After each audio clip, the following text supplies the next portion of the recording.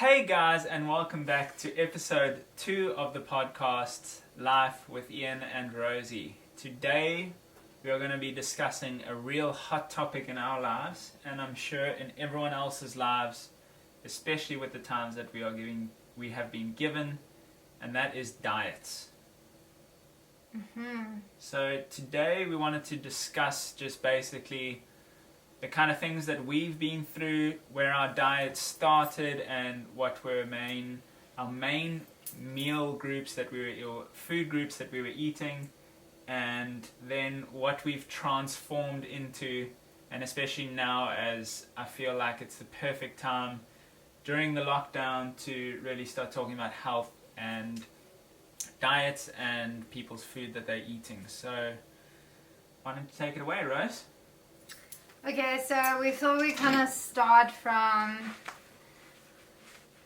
what we used to be like, how we used to eat, and how we kind of got to where we are now, because I would say it's kind of a 180 of where we started. So for me personally, I went through quite a bit of a time that led me to this actual diet I'm following right now.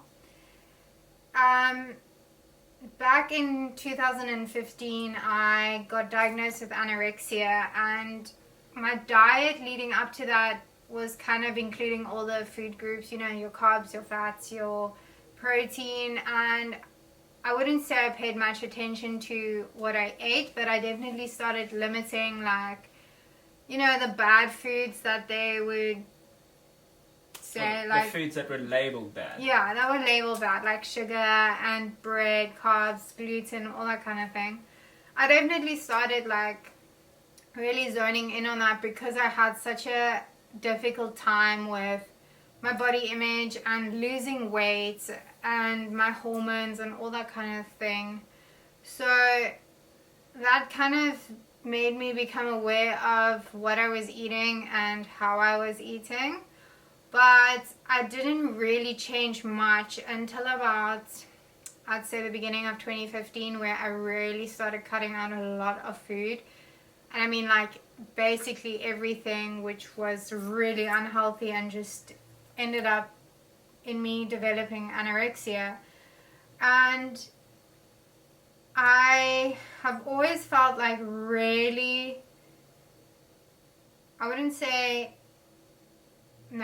I've always felt like there was something wrong with me, but we could never figure it out. I went to doctors, I went to all these different kinds of specialists, and nobody really could figure it out. But I do have a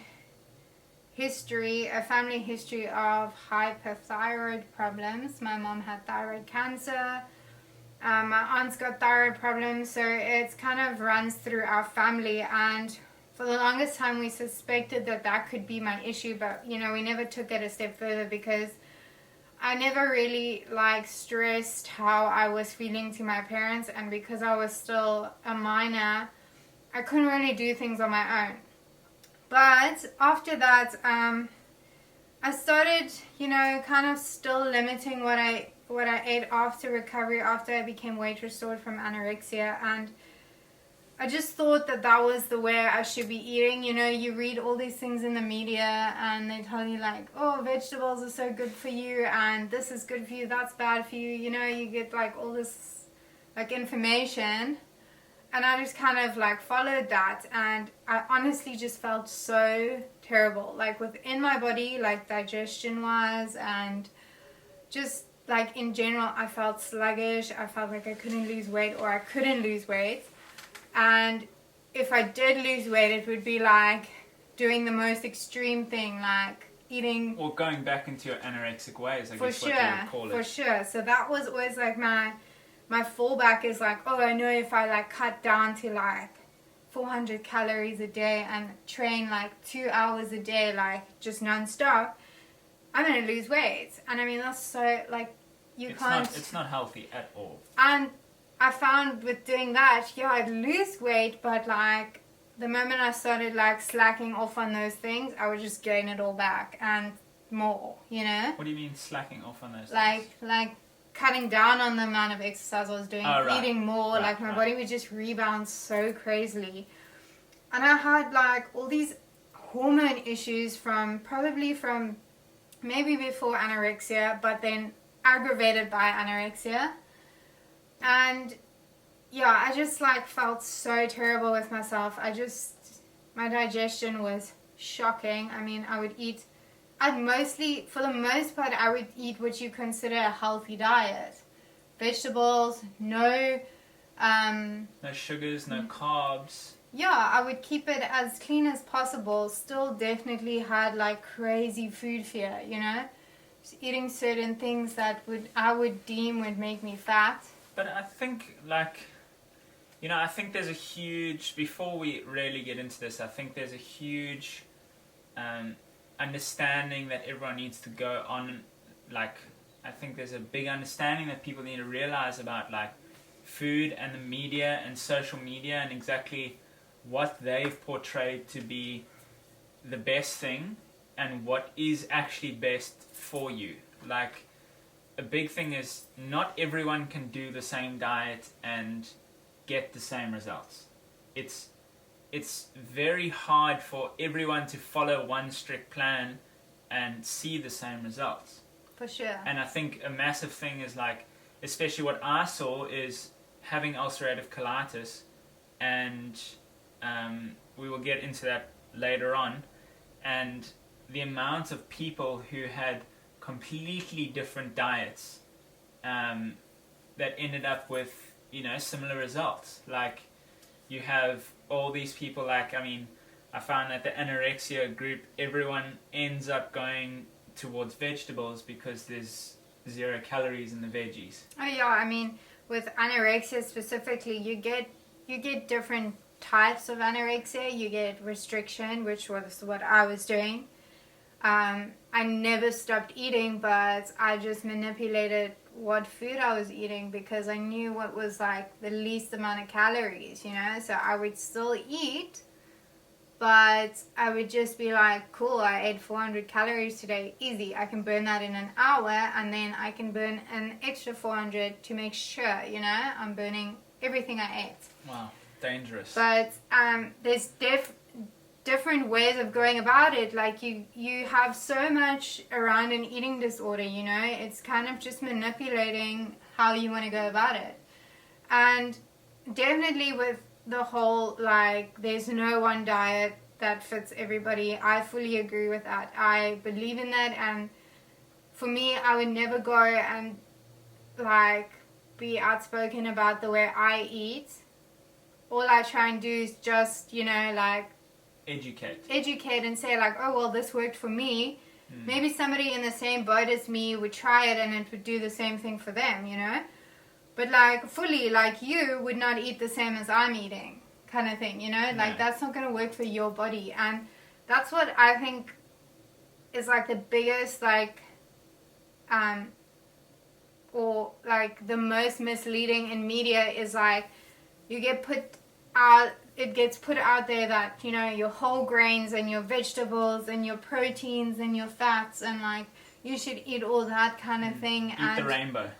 It doesn't work for everyone. It might work for some people and they might feel amazing on it. I know for me, I felt like dog shit. I felt so bad eating the healthy foods, the recommended diet out there for weight loss and for optimal health and that kind of thing. It just, like, I remember that one day I ate a salad. Yeah. I ate a salad and I, like, bloated like crazy. I was in so much pain and it looked like I was 9 months pregnant. I think you remember that day. Yeah. And that's just when I was like, something is just so wrong. It is just so wrong. But what I was trying to say was, as I got older and the more I became independent and financially independent and that whole side of it, I could, like, kind of figure out what was going on with my body. And I got diagnosed with hypothyroidism last year, September. And I had to go on medication. But I'm not even bummed about it because for sure it's helped a lot. It's huge. definitely helped me. And of course I wouldn't want to be on it for my whole life, but I mean, if that's what my body needs, that's what my body needs, you know. But anyway, getting back to my diet. Well, I think that's like, sorry, before we go there, Yeah, no, I think a very important thing is, like, we're not trying to push this on anyone, and we're not trying to say this is the way forward. But there's two specific diets that we're going to basically cover here. Yeah.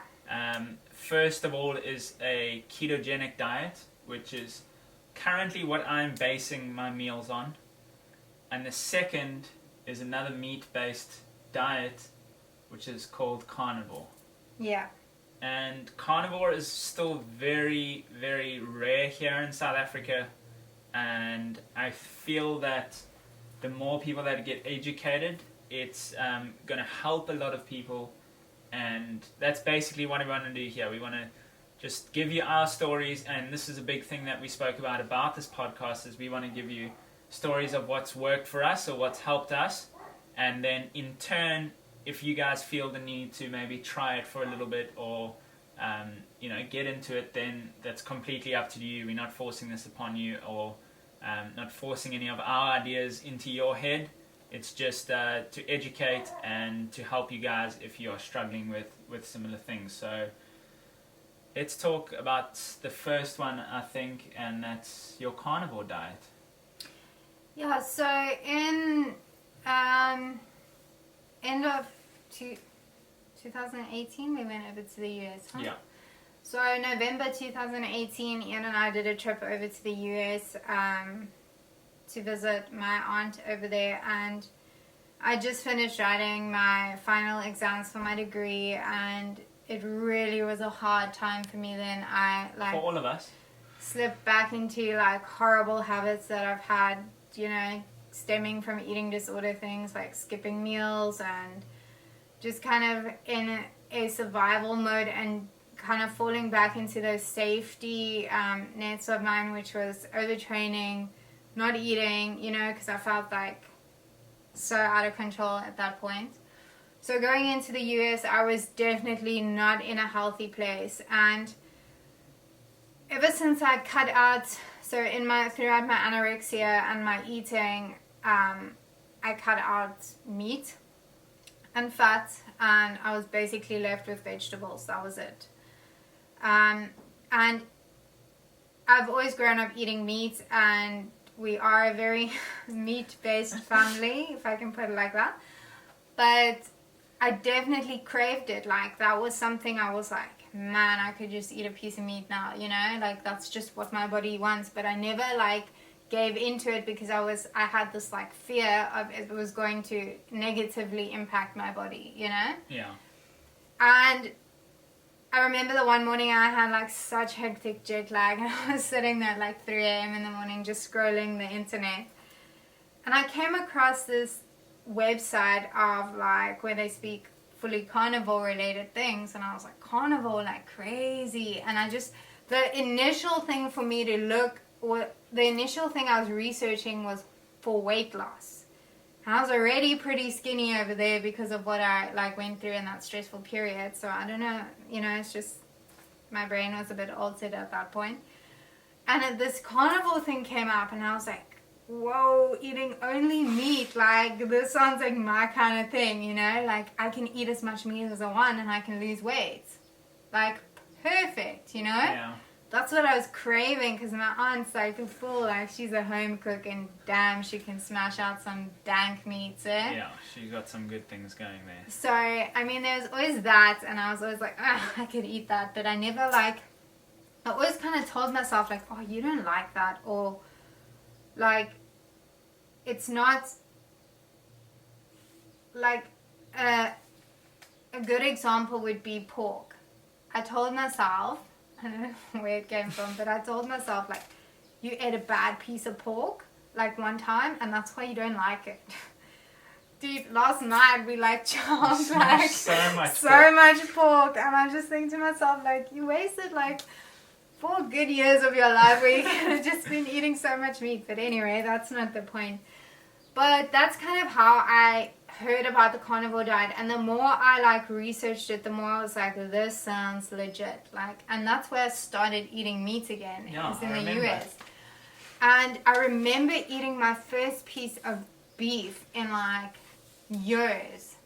Absolute years, and I could not stop eating it. Like, we were like cooking steaks the one night, and I was like, I'll try a piece of steak, you know, but like crazy fear going on inside you, like anxiety, because I haven't eaten it for so long, and I just tried it, and I was like, man, this is good. like what I've been, and I just said to Ian, I was like, I can't stop eating. I think I must have eaten like half a kilogram I remember of that steak. meat. I mean, the plate wasn't. It was probably like a side plate size, and I think you had like 2 helpings of meat. I remember because I remember the steak was as big as like a dinner plate. Like a 57 kilogram chick sitting there smashing so much meat. It was so good to see.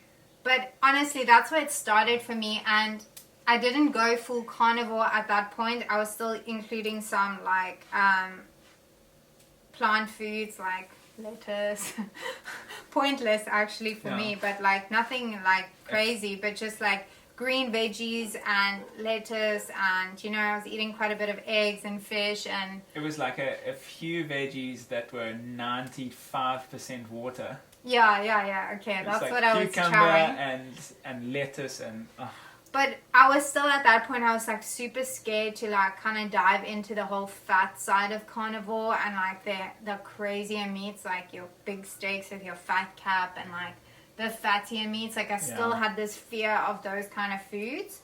So for the longest time, I was kind of, I would call myself meat based, but I wouldn't say carnivore, because somebody actually asked me that on my Instagram, asked me how long I'd been carnivore. So I said, well, I started about, you know, being meat-based about a year ago, maybe just over a year, and I've been full carnivore for about 7 months. Yeah, wow, is it that long already? Yeah. I started just after Portugal last year. I like committed fully. But anyway, that's how I got there. That's October 2019 that you started, So, as it progressed and stuff, I definitely started seeing some benefits in it. Like my digestion started improving. I generally felt a little bit better about myself. Like mentally, I started becoming more like just, you know, being more realistic about things, and not kind of just like being consumed by all these crazy thoughts and like, you know, that kind of thing. I remember when I came back, so I was in the Canary Islands for October, and then I came back, it was like end of October, early November that I came back, and it's like I remembered the old Rosie and the Rosie that we kind of had in Portugal. You were still kind of not 100% like carnivore, but just that month of like us being separated and me like, then we got back together like in November, and I was like, holy shit, this is a completely different mindset. Like the person that I left in Portugal and the person that I saw when I got back to South Africa after a month was like crazy different, 2 polar opposites. And that, I remember that coming back from Portugal and starting to like slowly start eating more beef and that kind of thing. You know, just like sending Ian these photos of my dinners and lunches, and he was just like, what the hell is going on here? You know, but like I definitely, when I committed to full carnivore, I started seeing a lot of improvements for myself.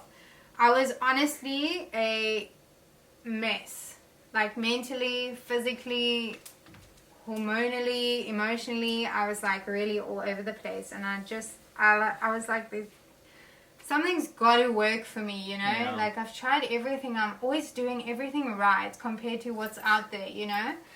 But I definitely started seeing an improvement with that. And that's kind of where Ian came into the ketogenic way of eating when you came back from Portugal or Canaries.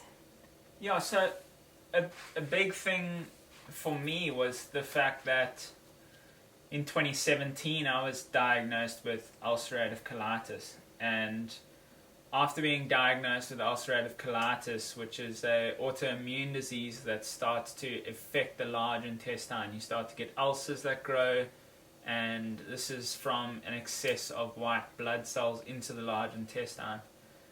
And after getting diagnosed, my first flare-up that happened was in June of 2017. And then, because I got back from South America, went up to Durban, had a couple tests done, and after being in the hospital, they diagnosed me with ulcerative colitis. And this is kind of the first time I had really heard of, I mean, I knew what autoimmune diseases were, but this was the first time that I really kind of looked into what autoimmune diseases are, what causes them, what actually happens, and how the body fights it, and what it's all about. And I think this is the first time, I had a pretty big flare-up, and then my recovery from that flare-up was really quick. And I think I was like, okay, well, there's obviously nothing wrong with me. Like, they misdiagnosed me. And in the November, December of 2018, after a very stressful year, I ended up with another flare-up. And that's kind of where... let me just fold them in quickly. After you got diagnosed, I knew exactly what it was because my grandmother had it her whole life. So when they diagnosed him with that, I nearly passed out. I was like, oh my goodness, this is so serious. We thought he might have just had a bug from drinking, Well, I'd been in Brazil and Chile, so just being traveling or picking it up somewhere like that. We didn't think it was something that serious. And when they said that, I was like, there's no ways you have it. No ways. And he didn't take it that serious. You didn't take it seriously for the first 2.5 months, where I was like, no, not at all. I was like, if you don't take this seriously, you're going to die. Because, it was really bad. It was just this crazy thing that got dropped on him and us, actually.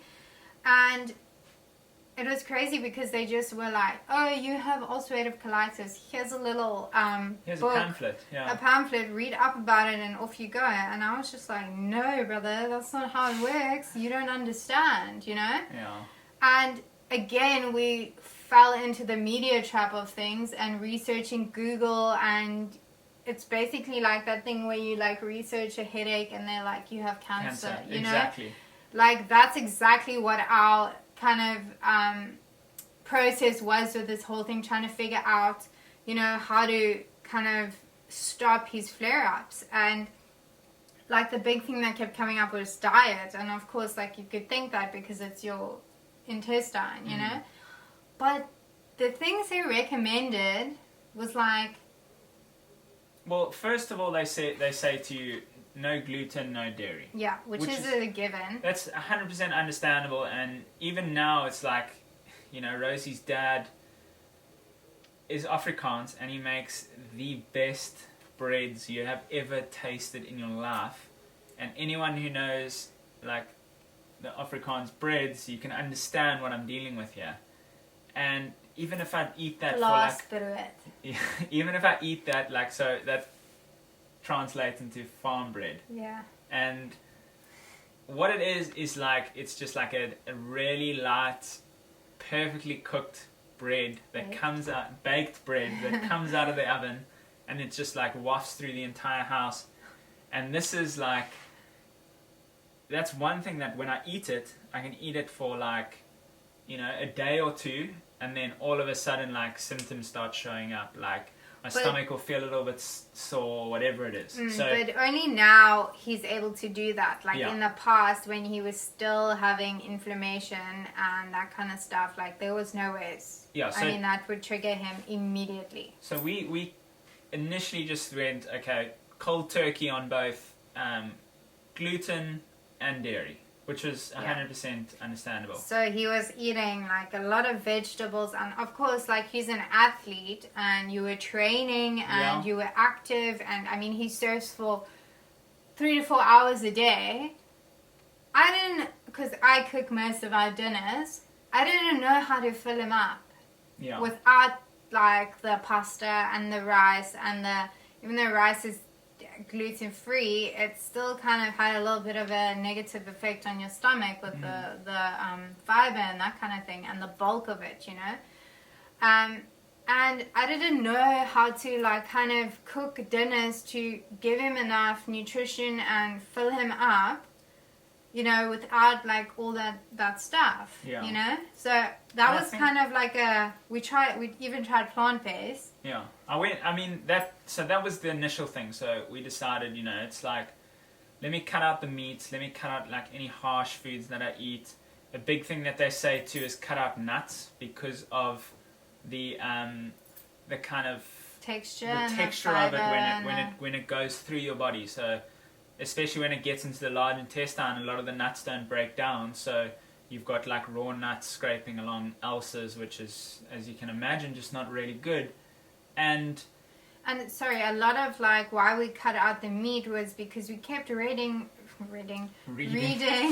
about how the fat in the foods is not great. You know, it's going to make him even more prone to going to the toilet, because another side effect of ulcerative colitis is urgency. Very urgent all the time if you are in a flare-up. Yeah. So we kind of just like followed that and was like, okay, well, this is what everyone's saying. We're going to go with it. But like knowing my grandmother, like she had a completely different diet to what Iain had. She had the same illness, but like was eating completely different things to him. And we kind of went through this whole limbo of like figuring out what he could eat and what he couldn't eat. And when we were in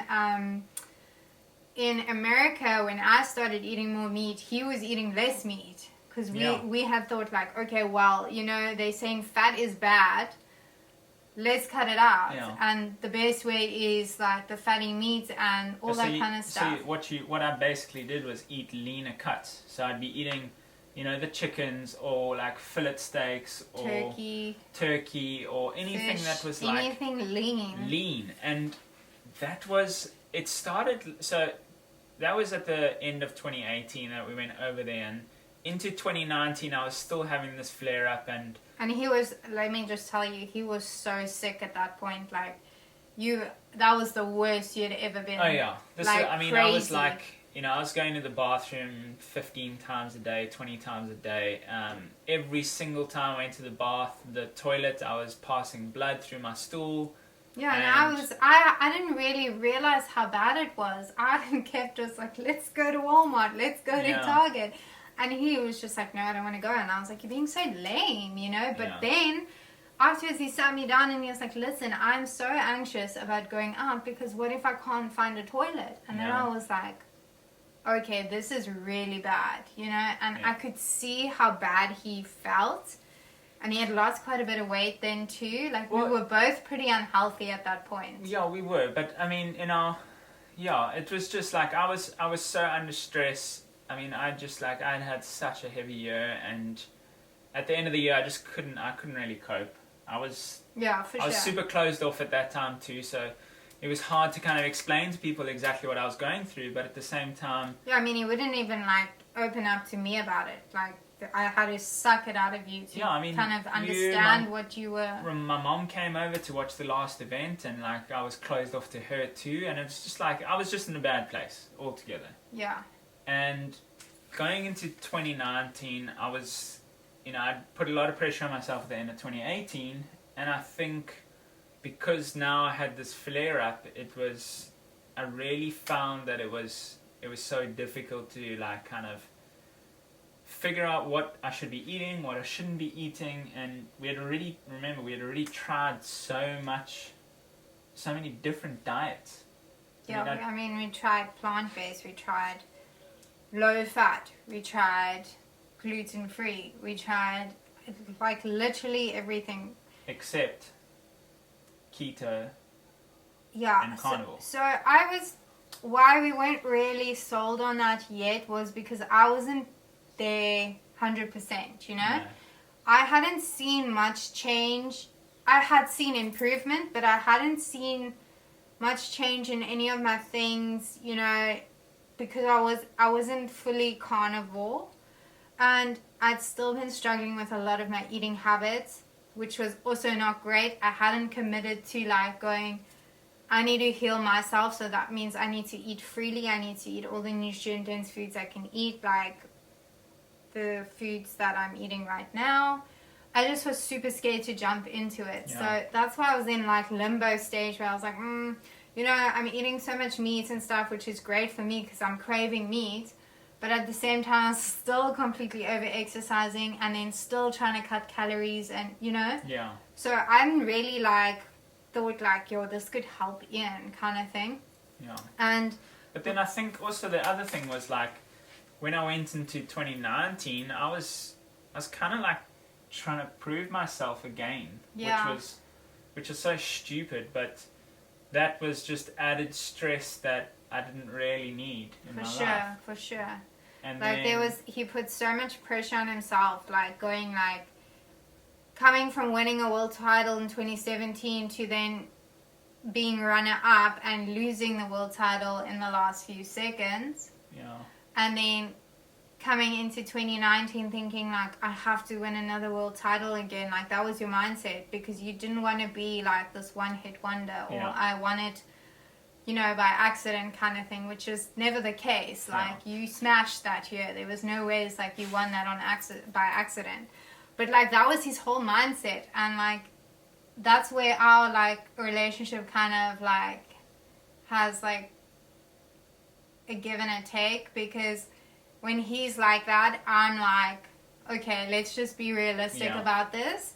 So it's like when he's stressed out and on tour and doing his job, I'm stressed out because I'm trying to keep him like from kind of just sinking, you know? Like, I'm trying to like just keep you going. But I think that's like that stress that I put myself under affects my body so much more. So much. And then like, you know, when I couldn't find the right diet or something that like wasn't really out of my comfort zone. No, but it wasn't even the comfort zone. It was like I just couldn't find a diet that was like helping the situation. Yeah, I get it. And then I went to South America at the beginning of the year, and I remember I went to Brazil first, and in Brazil I had 0 issues. It was like, that's weird. You know, I went there, and it was like, I mean, the first 10 days we were there, it was like a holiday. I didn't really surf much. We were sitting on the beach all day, and there was just nothing really going on. And I think that really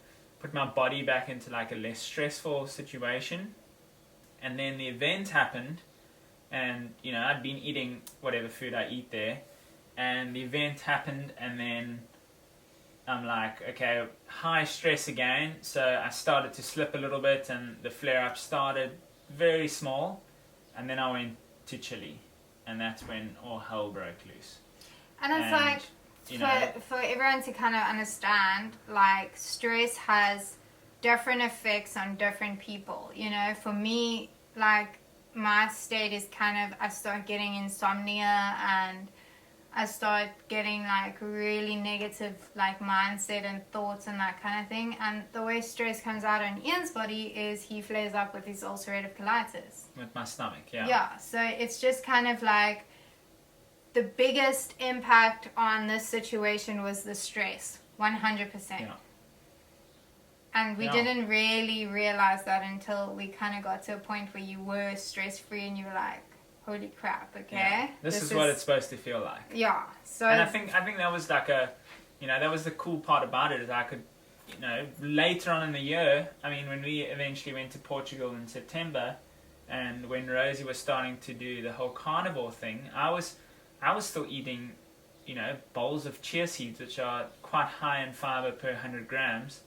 And, you know, here I am eating a bowl of chia seeds with all this fruit and all this fiber, and not even realizing exactly what I'm doing to myself. And especially, like, my body was, like, so against it. It was, like, constantly fighting it.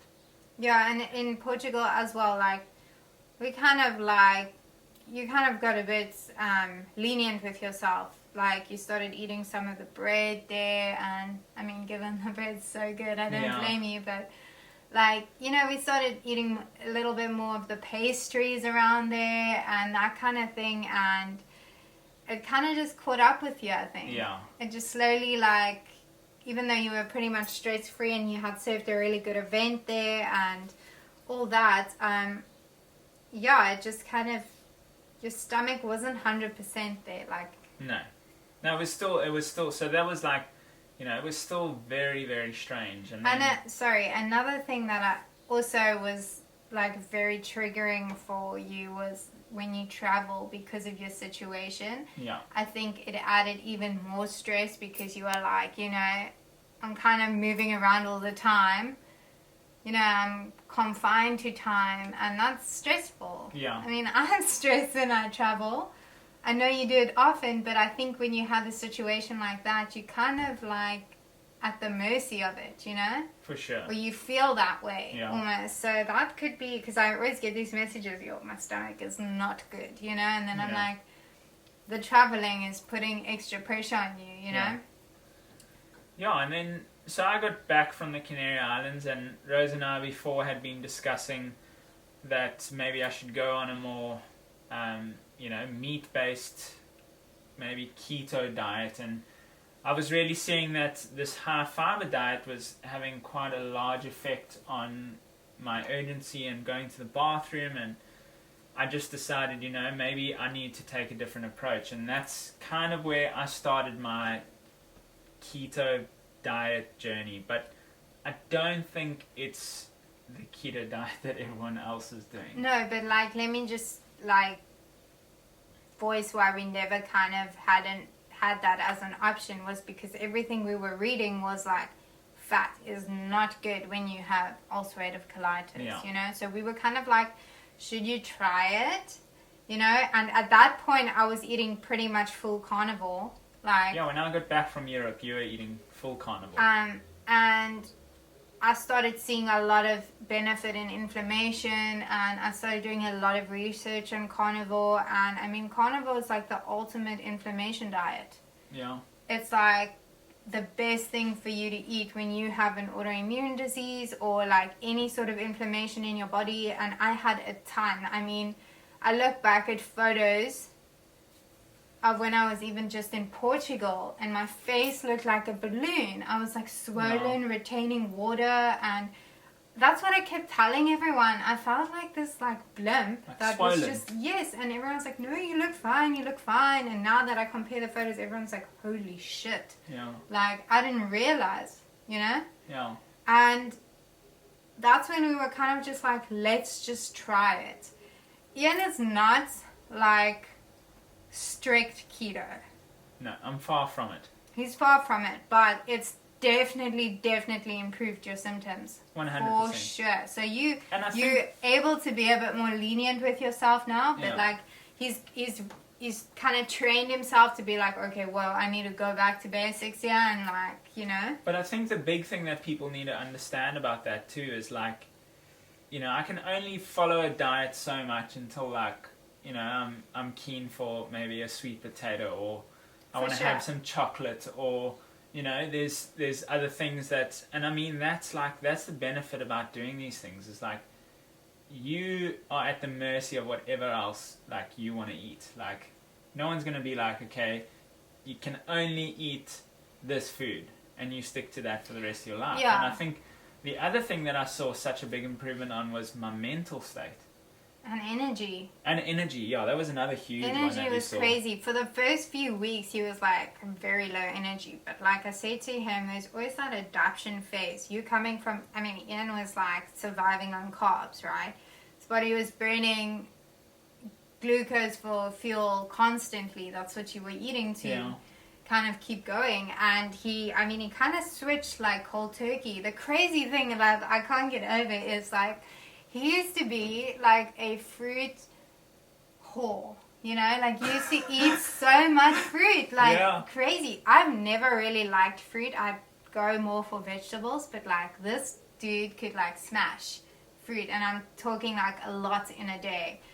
And I can't even remember the last time I saw you eat a banana, Like, it's crazy how much he's changed and how much his symptoms have improved. But, like, kind of for the both of us, we're, like, different people, Yeah. Like, I mean, I made lunch this afternoon and we both, like, just smashed, like, grass-fed beef with eggs and grass-fed butter. And you had some avo on yours. And You know, and then some nights he has a sweet potato, maybe once in a while has a little piece of bread and stuff, but he's able to do that now. He's able to eat more of those, like, cheat foods, not labeling it as brackets, bad, yeah. but just things that, like, he wouldn't eat every day, you know, because his symptoms have improved so much, and you're kind of in tune with how your body's working now. Yeah. But I think a huge thing, like, people need to realize too is, like, fat's such an important part. Like, I don't think people understand, like, how important, like, for the mental state, how important eating, like, a high fat diet, like, yes, you're going to get people that are saying that high fat's so bad for you and it's clogging your arteries. And that's fine, that's their opinion, but for me... Or for the both of us, I mean, you could, like... Going through this experience... Personally, I can say it's done, like, the craziest, like, stuff for my body alone. I mean... But also like, your mind. Let's just talk about how unhappy I was when I was in that, like, bad state of, like, trying to figure out what I should be eating, how I should be eating, how my body's working. Haven't been diagnosed with hypothyroidism yet, like, constantly saying there's something wrong with me. I just don't know where to start, and, like, kind of crying about it to Iain and saying, like, what do I do? I don't know how to figure this out, you know? Yeah. And everything just kind of started falling in place. And, like, I'm so sure he can vouch for me, but I have, like, 90% good days now and maybe 10%, like, for sure. Days where I struggle. But, like, the next day I'm right back at it. But it's the same. I think it's the same for both of us, you know? It's like me too. It's like, you know, there's some days where I know that I've gone out and I've eaten the wrong thing and, you know, it's come back and it's affected me. But, you know, basically if we are sticking to our diets and we're eating the right foods and everything, you know, 90% of the time we're feeling super good. Yeah, and I mean, I remember Iain talking to, so he goes to Philip now, which is his biokinetist, and there's a guy that works with Philip, his partner, Chris. Chris, yeah. And he has Crohn's disease, and he was, like, saying to Iain, you know, like, it's fine, because, like, you got to change up your diet, but, like, he's able to have a glass of wine every now and then, and I just was like, there's no ways, like, you could do that. You're just so sick, and I couldn't, like, picture it, but now I understand, like, you have to find what works for you, and then you can, like, every now and then you can afford to have a little bit of something different, you know, because you kind of got your body in a stable, like, place where it feels safe, it's getting nourishing food, it's, like, stress-free, you know, and that's kind of where we are basically right now. And I've committed to a all-in kind of process where I've stopped tracking my calories, and we had a bit of a slip up yesterday where I just was not in a great place because I've always had this fear of becoming really fat because I felt so out of control with my body. I didn't know how to, like, everything I was basically trying was not working for me. So I was like, you know, other people are going to gym, they're eating their vegetables, but they can have, like, pizza on the weekend and be, like, super shredded, you know?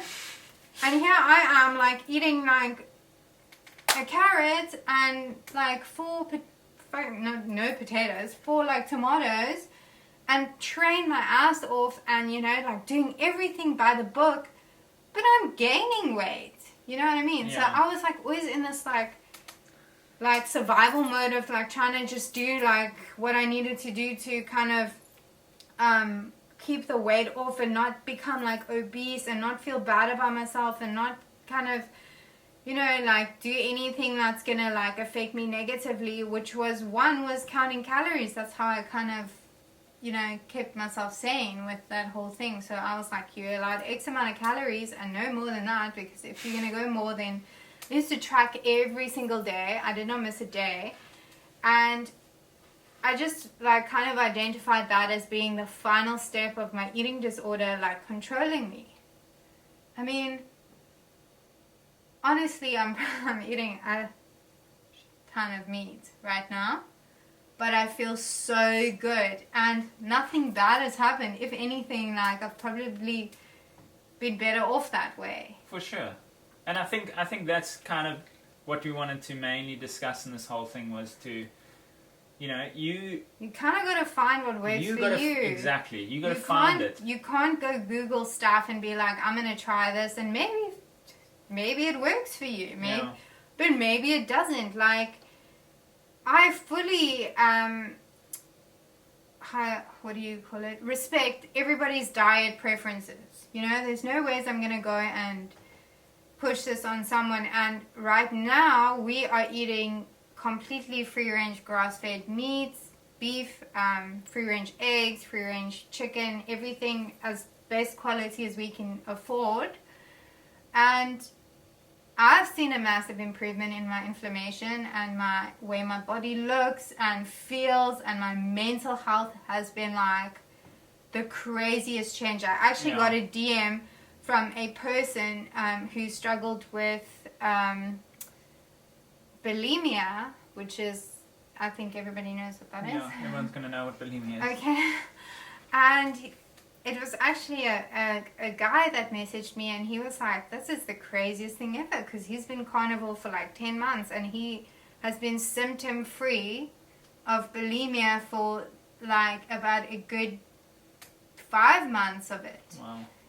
And he's like, I just wanted to know if it was like placebo effect kind of thing. And I was like, bro, I'm telling you, this is real. Like, my mindset has changed so much towards food, which has always been my biggest hurdle.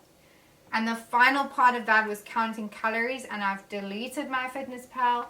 I did install it again yesterday for a brief point in time because I had a bit of a relapse, but like, the crazy part is I'm able to be like more realistic with myself now, you know. I'm able to like call myself out on the things, and I can see the benefits of eating this way has brought me.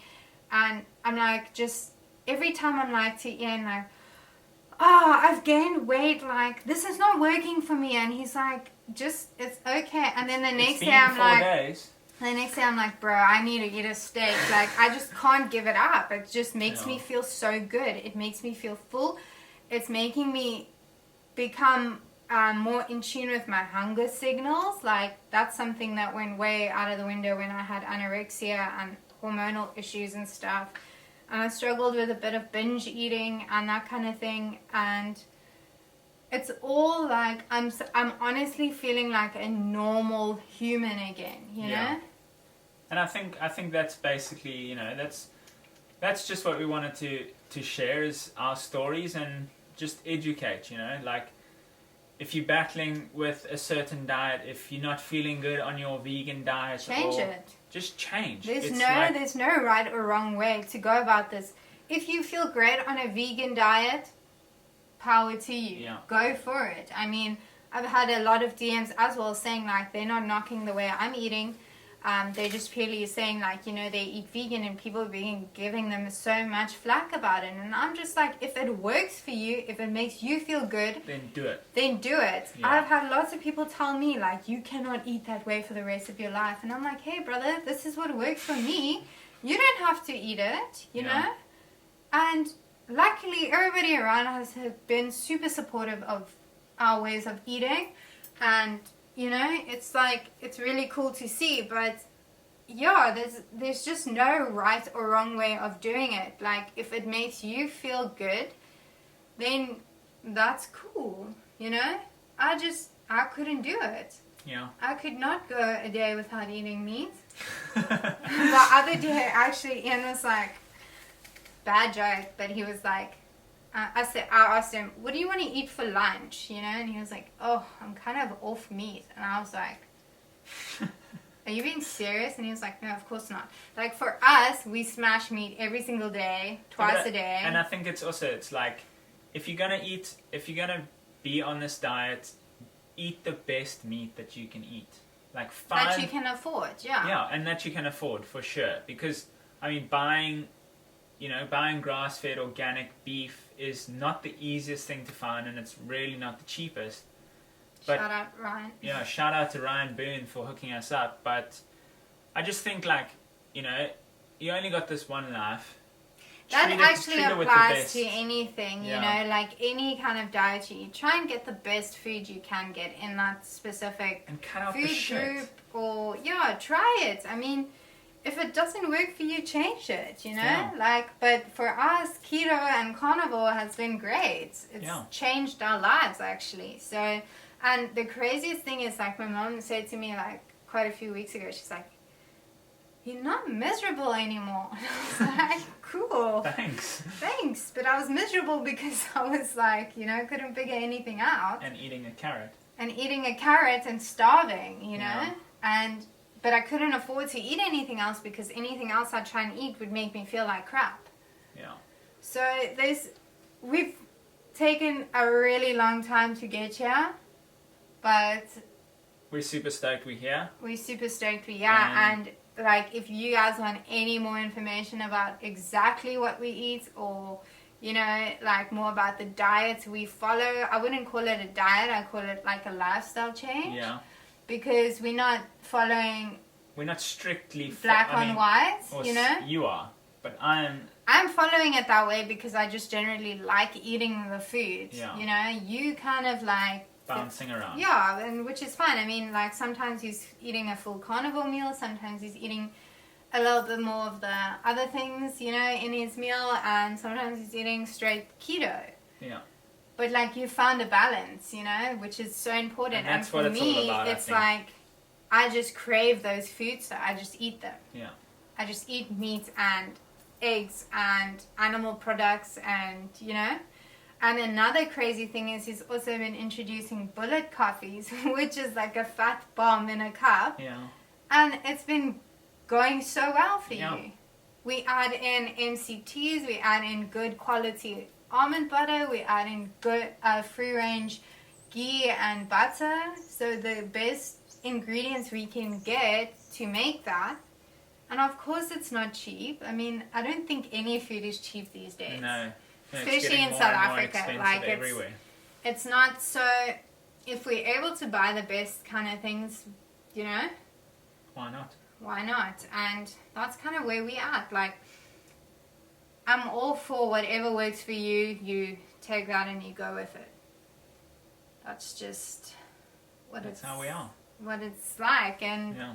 if you're interested in trying carnivore, or if you're interested in trying keto, like, definitely reach out. Yeah, hit us up. We'd be more than happy to kind of go into detail about it. Or, if you just want to, like, privately chat about it, cool. DM us, comment, message. If you're struggling with eating disorder or mental health or ulcerative colitis or Crohn's or anything like that, like, by all means. Yeah, we're here. We're more than happy to help. We reply to all the messages that we get. And we just want the best for everyone. We want everyone to live a healthy, safe life and enjoy. And feel really good about yourself and about your body, actually. Like, you should... Yeah, I mean, you've only got one, so might as well let it glow, hey? Yeah.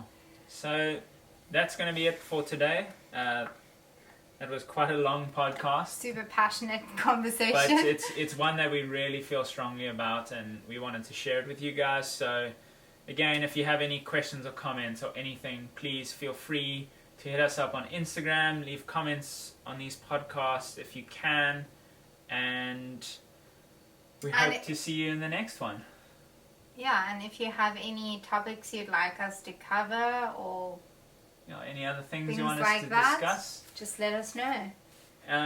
Also, hit us up on our YouTube channels. It's Rosie Lombard or Ian Campbell, or our joint one, which is Life of Iain and Rosie. And again, feel free to hit us up, leave any comments or questions, and we'll get back to you guys. So that's it from us. Stay safe. Have a good day or night. And stay healthy, fam. And stay healthy. We'll see you guys in the next one. See ya.